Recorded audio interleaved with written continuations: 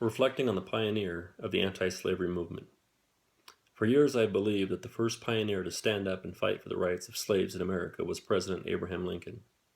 I was aware that many others had fought back and escaped, but I was sure that President Lincoln deserved the credit for coming to the defense of the slaves.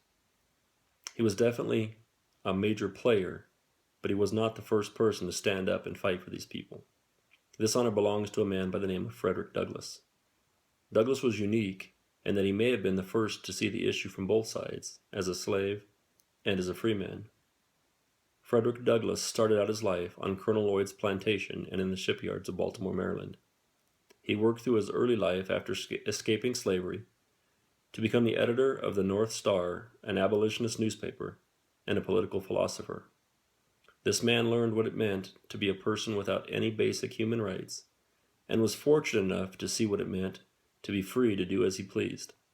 Unfortunately, the second part came to him when he was traveling through Europe, where slavery had been outlawed for years, and not here in America.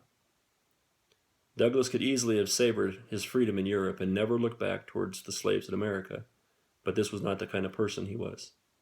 Instead, he tried to bring back a different perspective for Americans to consider as it related to slavery. He used comparisons of other societies that had oppressed certain classes of people and these societies' eventual collapses. This perspective was a new, nonviolent way to try to get people to consider the consequences of keeping people captive and oppressed.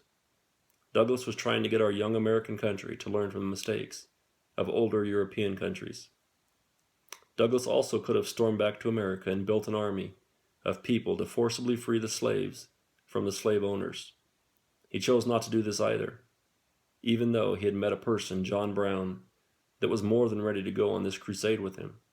John Brown was a white businessman that had extreme zeal and passion when it came to fighting to free slaves.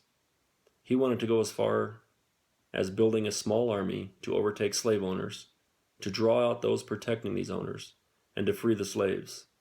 Douglass did not want to use force to get his message across for fear that it would get people killed, which in fact it did to John Brown and many of his followers. What struck me the most about Frederick Douglass was his understanding of perspective. Douglass understood that perspective was very important when considering an issue. It's pretty easy to see one side of an issue and jump to a conclusion, but for someone to come to an accurate conclusion, they need to see both perspectives of the issue first. He spoke of the perspective of being a young slave boy who was brought into the main core of the plantation, and how he had perceived things along the way.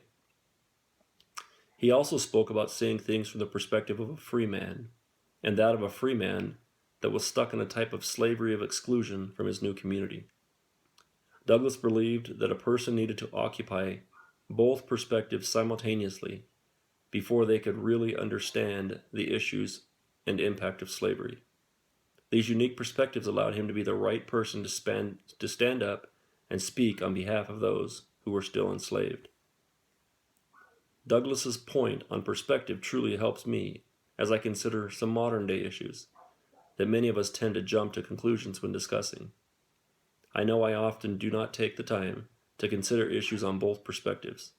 This research has also helped me understand that modern-day black rights leaders have somewhat of a limited perspective on slave-related issues. They only understand what they have read about regarding slavery, much like many modern historians, which is very different than having walked in those shoes. Frederick Douglass was a pioneer that walked the walk on both sides of this critical issue, and therefore he was the right person at the right time to talk the talk.